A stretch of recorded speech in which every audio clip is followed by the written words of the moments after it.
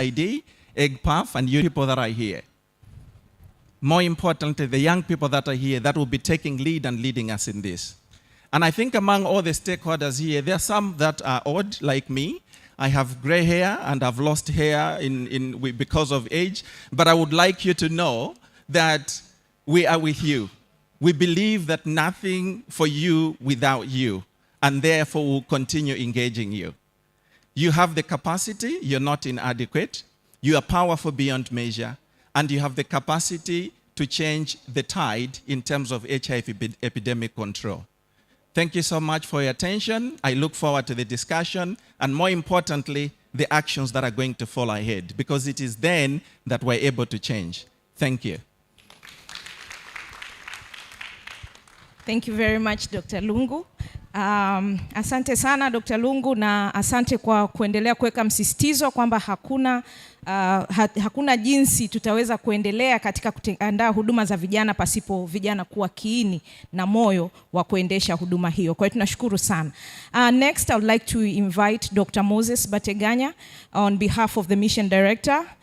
Dr. Moses Bateganya is currently a Senior TB and HIV Advisor with Usaid Tanzania and Contracting Officer Representative for the Usaid Afya Yangu Northern activity, where he provides support to USAID-funded TB and HIV activities implemented through different partners in the Tanzania Ministry of Health. Prior to joining USAID, Dr. Bateganya previously worked with FHI 360 as the Technical Director for HIV from 2018 to 2022, and with CDC Division of Global HIV and TB from 2013 to 2018, based in Atlanta. He's a medical doctor with specialization in internal medicine and public health. He has more than 25 years of experience implementing HIV and TB/HIV activities in different countries. Having said that, welcome, Dr. Bateganya.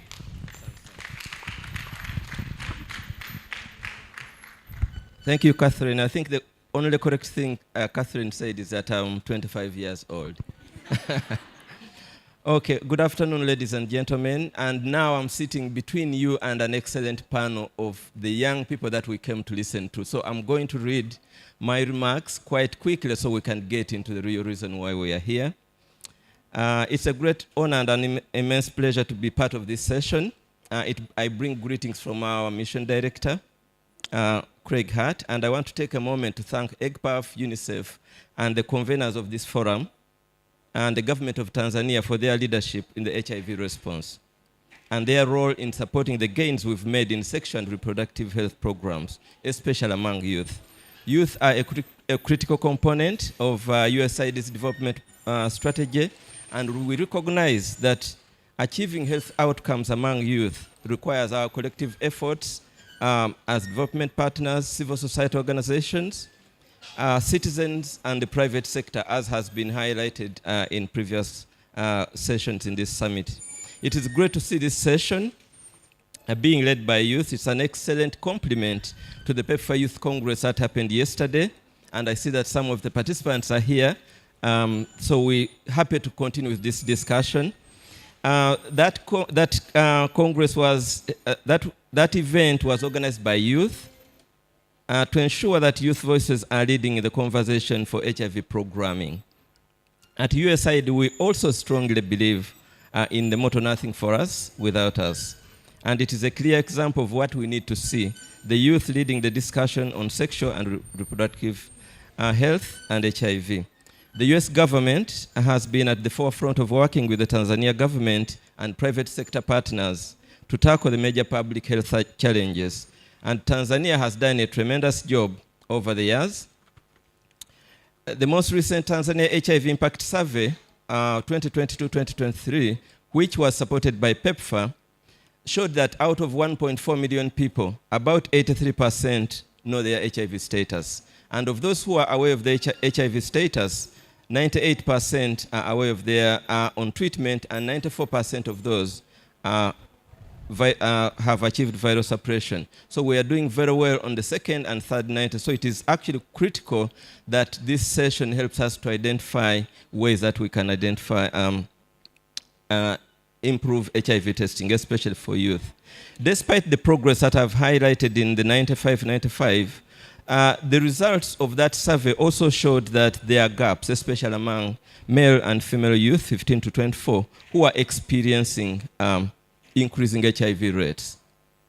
Adolescent girls and young women between the ages of 15 and 24 are bearing the higher burden of new infections, while young men are not readily accessing HIV services and thus are less likely to know their HIV status.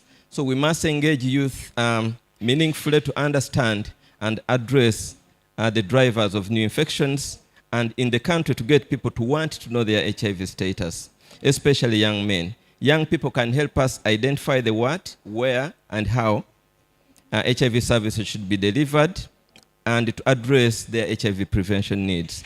This is why PEPFAR Tanzania has renewed its focus on the youth. This year we integrated HIV testing and prevention services into the Ndondo Championship football leagues across several regions. We are also leveraging several platforms to reach youth with reproductive health services. And we look to you all to inform HIV programming in the country to be more responsive to your needs. We need an enabling policy environment to advance Tanzania's HIV response. And Tanzania has rolled out one of the most effective prevention program, PrEP. It has pre-exposure prophylaxis. PrEP, if taken as prescribed, can reduce the risk of acquiring HIV by 99%. That is an incredible rate.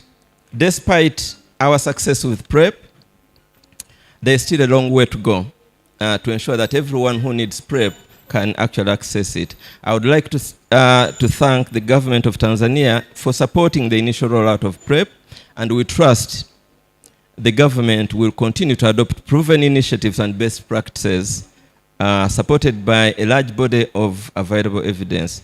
To scale up prevention efforts, we ask that the government of Tanzania considers removing or reducing some of the policy barriers that limit health facilities from delivering pre-exposure prophylaxis.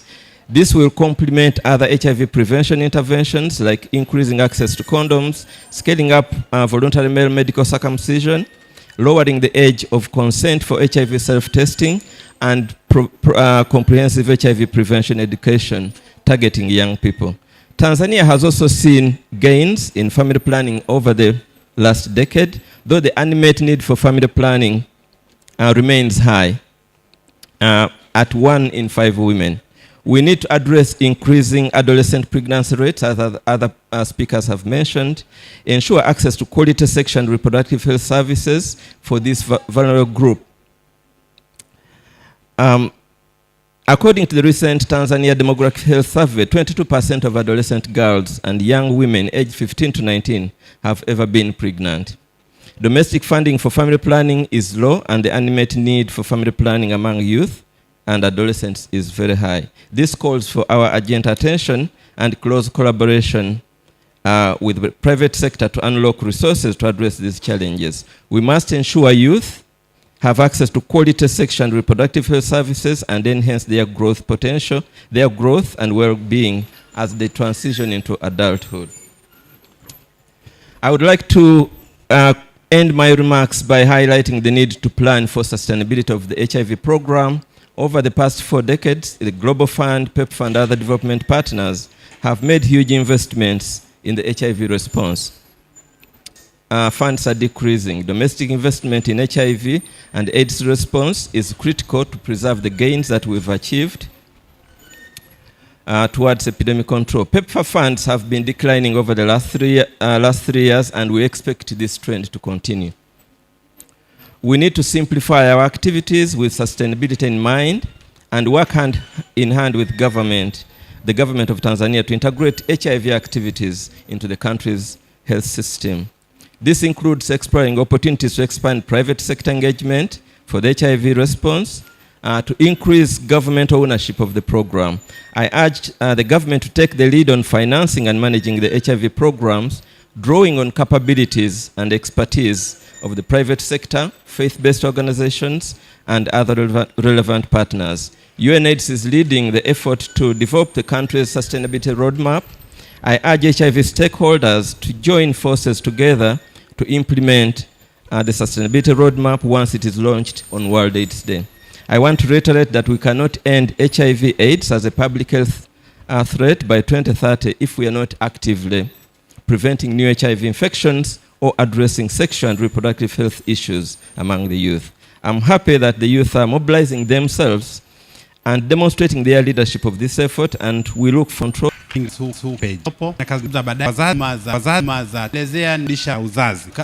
Makundi maalum katika kuzuia maambukizi ya virusi. Makundi maalum katika kuzuia maambukizi ya virusi vya ukimwi.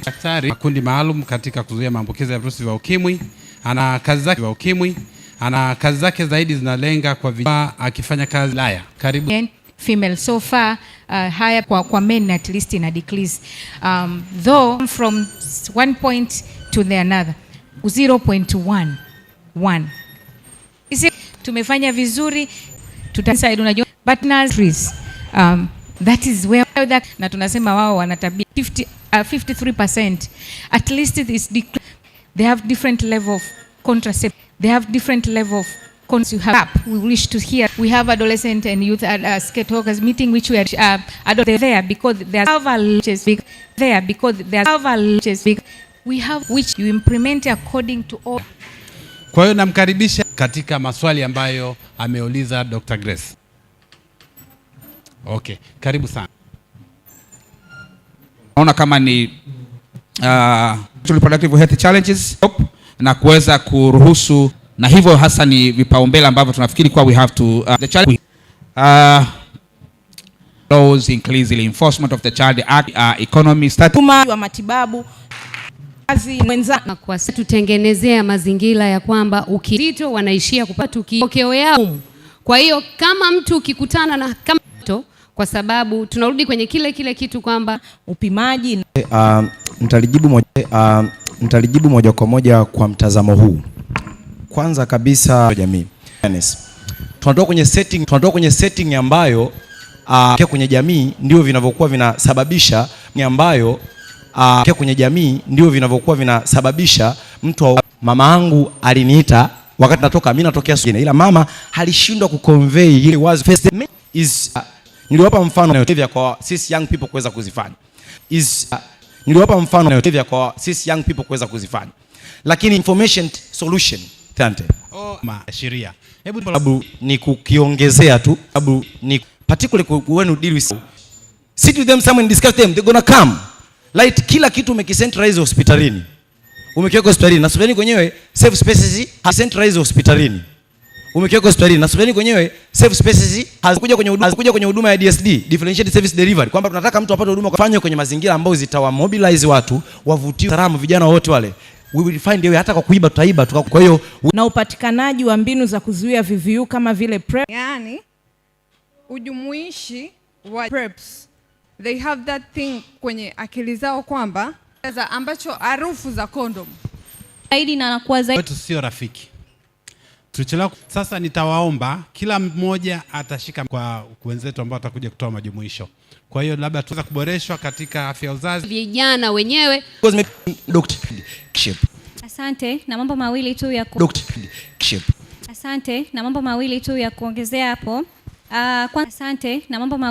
kuongezea hapo.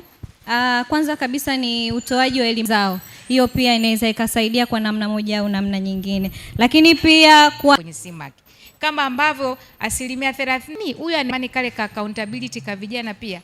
Na Gerald kwa kujibu maswali, lakini kuna pokea huduma rafiki kwa vijana ili ziweze kufika maeneo mengi zaidi na kuweza kuwafikia kwa urahisi. Ambacho angekisema kwa niaba yake shauku yenu na kwa ushiriki wenu, kwa wale tutakao safari njema, na tuendelee kuendeleza kasi hii katika mwitikio.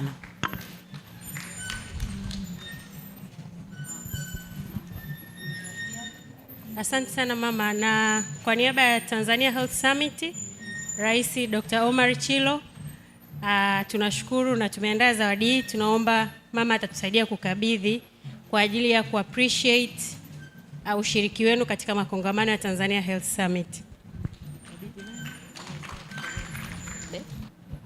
Basi tutamkaribisha mkurugenzi wa nchi County Director wa EGPAF kwa ajili ya kupokea hiyo zawadi. Alafu taomba pia na baada ya hapo tuje tupige picha wote pamoja na washiriki. Target wote tutakuja kuchukua picha pamoja kama kumaliza. Uko nyuma kwa ajili ya kufunga.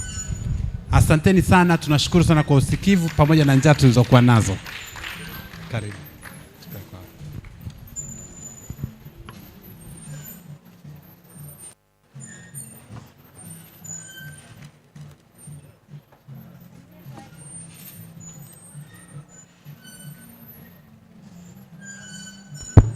Asante sana EGPAF, tunaomba mpokee sana. Naomba tuwapigie